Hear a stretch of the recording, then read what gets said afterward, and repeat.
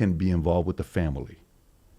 And I thought about the holding company. If we build a holding company big enough. What's going on, y'all? Today we got one of the realest convos to ever hit on a podcast.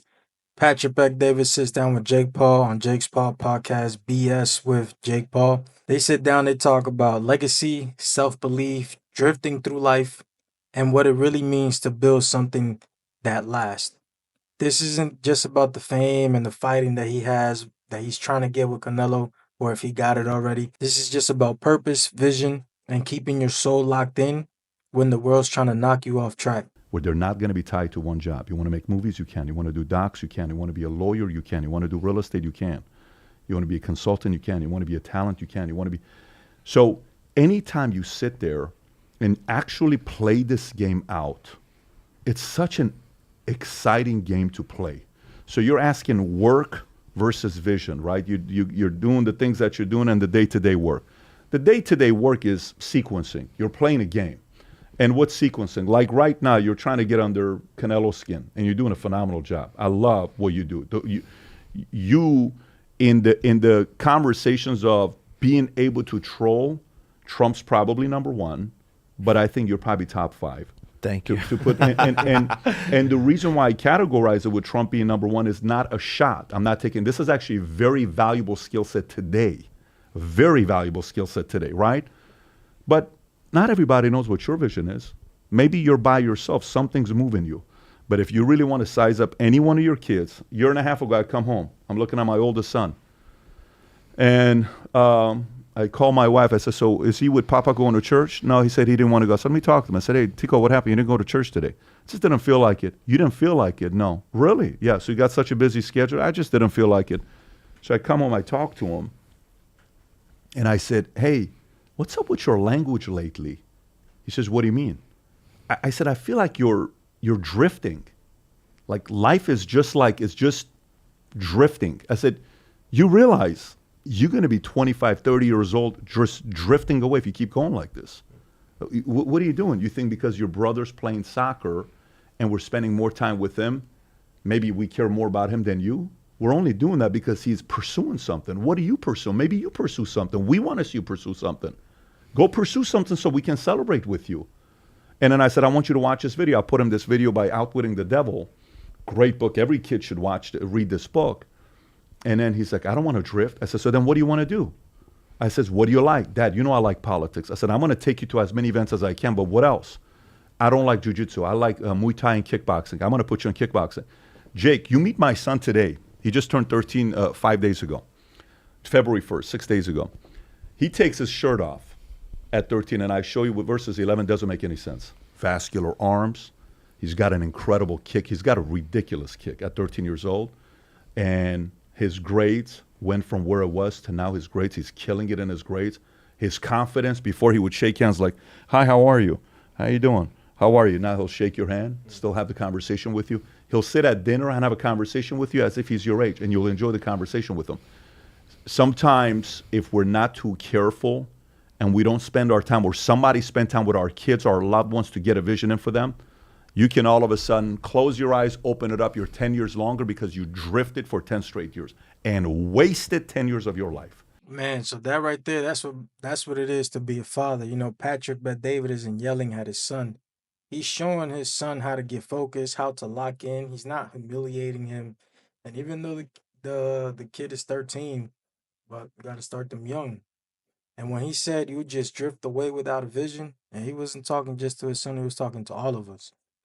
You don't pick a path, then life will pick one for you. And usually it's where you don't want to end up in. So if you're tired of feeling stuck, pick something, chase it, and just move with a purpose.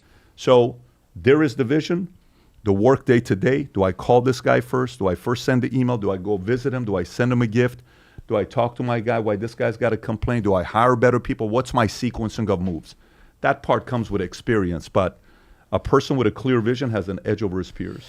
I think incredible, but I think I met. Did I meet both your kids at the inauguration? Oh yeah. Okay. You met both of them. They really wanted to meet you guys that night. They're very dapper. They're very well dressed. They were bragging about that jacket that their mom bought. They did not.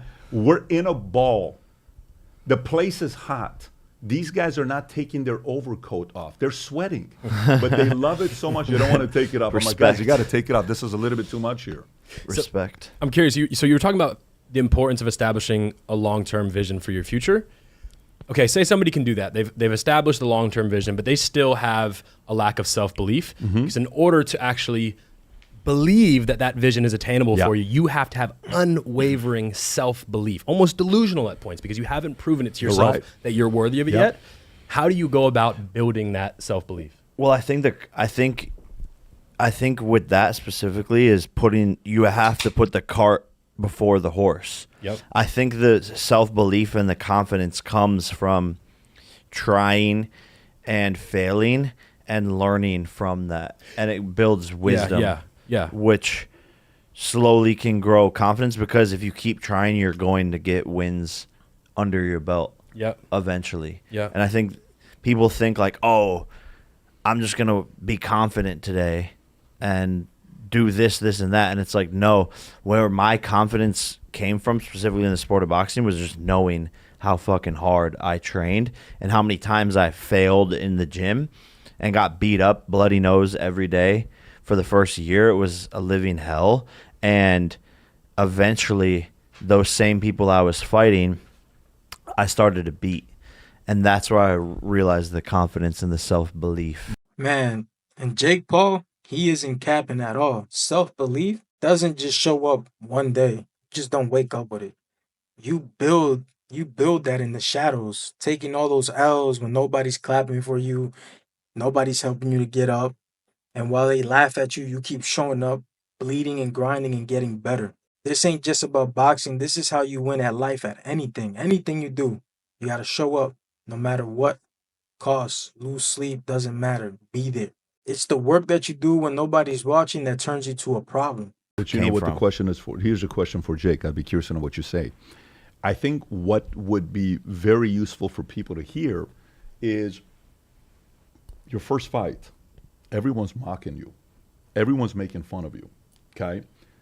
How do you, in the moment that you know long-term what your vision is, like, I'm going to fight real guys. You fought Tommy Fury. That guy's a real boxer, okay? So, and he comes from a family of who? Real boxers, okay? So then people are watching and they're like, holy shit.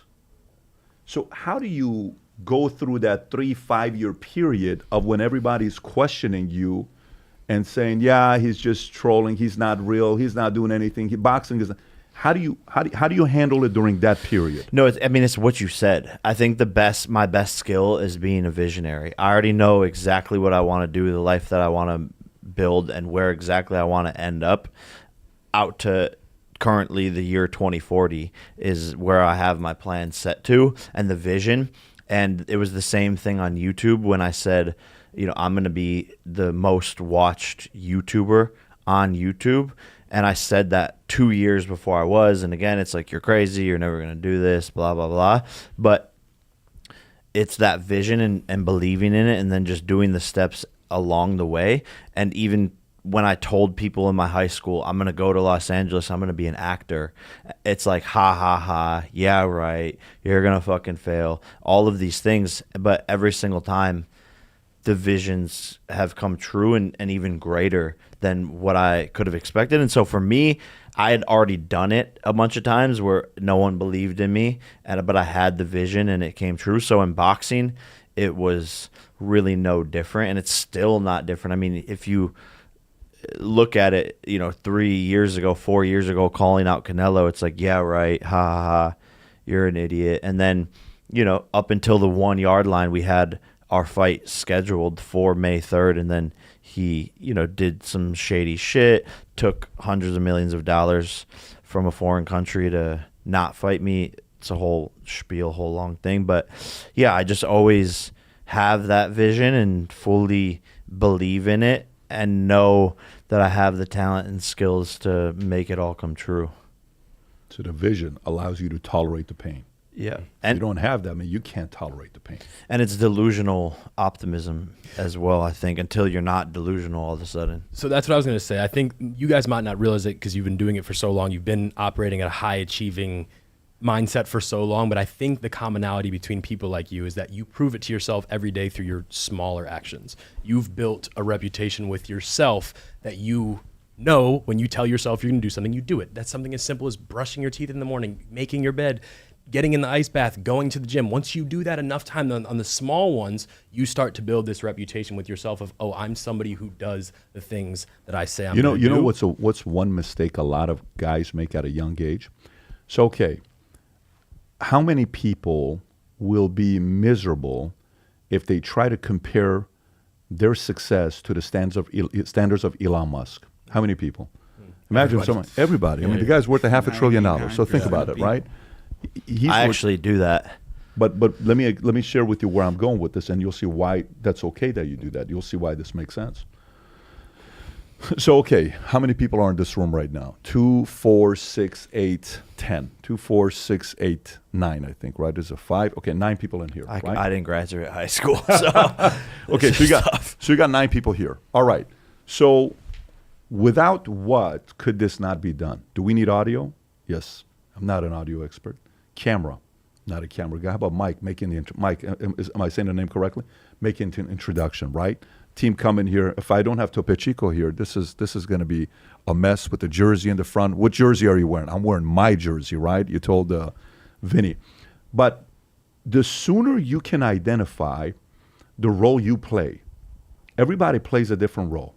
The sooner you can identify your role and not compare, then you can shine. Now, the problem with this is sometimes you can be delusionally wrong. So I'm 46 years old. What if I'm delusional and my vision is that I write it on my plan, I'm going to be the MVP in the NBA by 50 years old? That's not positive delusional. You have a big blind spot. This what Patrick Bet-David is talking about. This is a cheat code that nobody wants to tell you or nobody tells you. You don't got to be Elon. You don't got to be LeBron, Michael Jordan. You just got to be you at full throttle. Patrick Bet-David is dropping game right here.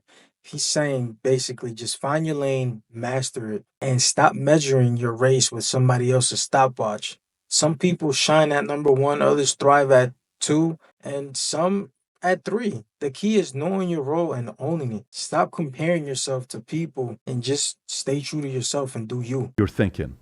So if you ever read the book Principles by Ray Dalio, the way they build their business model, it was watching on how somebody has credibility to do something, but there is the track record to be able to say, yes, that's what I'm going to be doing.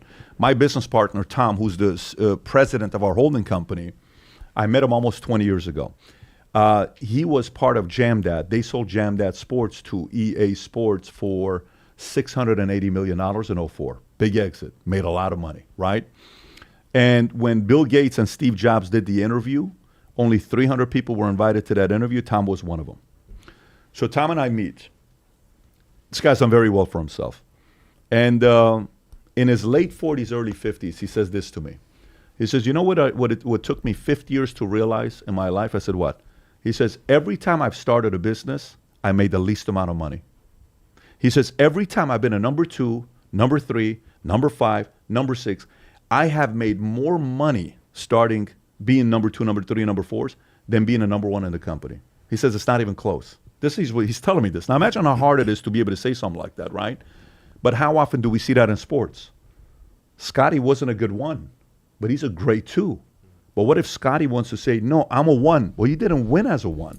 So the delusional part has to also match you knowing. It's be calculated. And it, by the way, if you're convinced, no, I'm convinced I can still do it, go test it out. Okay, but what if you have like delusional optimism? Like I have a lot of self-belief and I believe I. So this is the realest thing that I've heard all week long. This is no flexing, no fluff, just vision, discipline, and the uncomfortable truth that we all gotta face. You either build your future or you drift into someone else's. So if you're done drifting, hit that like, smash that sub. Welcome to my channel, where we just don't talk about the hustle, we break it down. Have a lot of self-belief and I believe I have a very high identity, but I feel like the goals I had set for myself when I was younger, I hit a ceiling at a certain point, and like feel like I had all of those things I wanted because I grew up very less fortunate, and like the things I wanted weren't like crazy out of reach. I wanted, you know, to be able to take care of my family and support myself and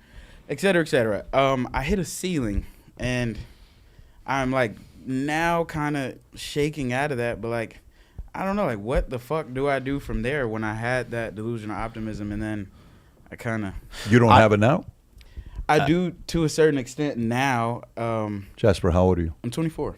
Okay, you're 24. And how long? He's been in your circle for 6 years? Yeah. 6 years you're around Jake? Yeah.